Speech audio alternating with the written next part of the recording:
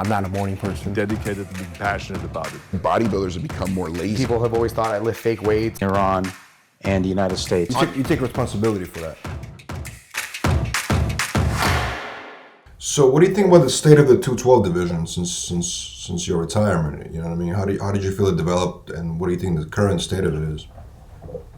I love it. I think the current guys are doing a great job of representing the class well, and very competitive. There are some guys that I absolutely love their physiques, but are disappointing when it comes show day. Like obviously, Derek Lunsford comes to mind because he's arguably got one of the greatest physiques in the world, but he's not nailing it on show day.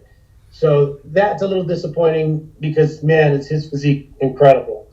I love what Sean Clarita has done. I've known Sean a long time. We kind of came up similar paths as far as starting in the amateur ranks in the lower weight classes and starting in the natural federations and slowly climbing. And, man, he climbed to the absolute top. He's number one in the world. So Incredible. He did.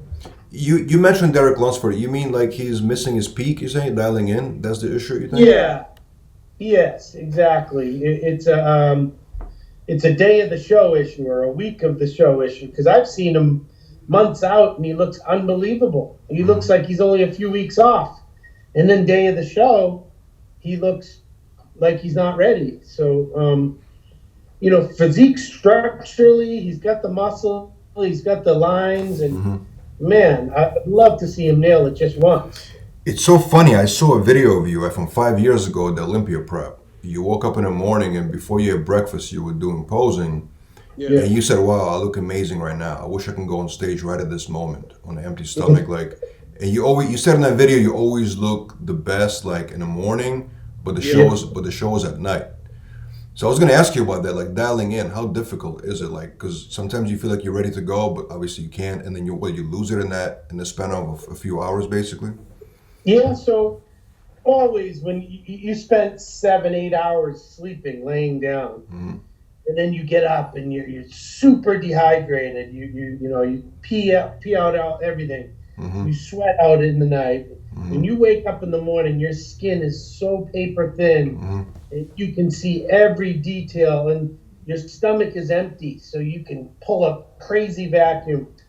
So when I wake up in the morning, my waist is at its smallest, my skin is at its tightest, and I was never someone that got flat. I never really got flat, so even if I was a few pounds lighter, I was still full enough to look my best. I always looked my absolute best straight out of bed. I wish prejudging was at 6 a.m., because I would roll out of bed and get right on stage. Yeah. I'm not one of those guys that needs to carb up and eat a lot to get on stage and look full. It actually has the opposite reaction to me. So at the Olympia, when they would have prejudging at 11 a.m., I'd be at my tightest. I'd purposely sleep in till like 9 o'clock. Then finals, we wouldn't hit the stage till 10 o'clock at night sometimes. Right. And by then, the fluid, the food that I've had to eat would start to add up. In whatever stress you might have from walking around, laying down backstage.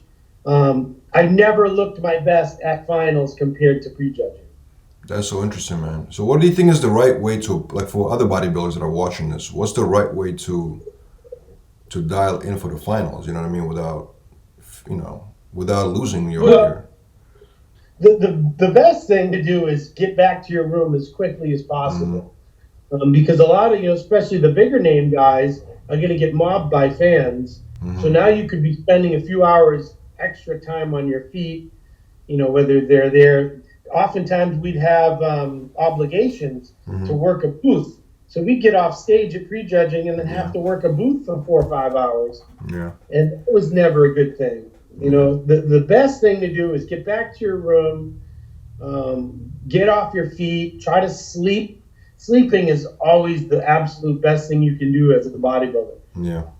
Help dry you out and, keep the food to a minimum. Now, depending on the competitor, obviously, some bigger guys will need more food. Mm-hmm. So you have to be very strategic with when you're getting the food in too, and how you're going to digest that food. You know, I've seen Flex Lewis.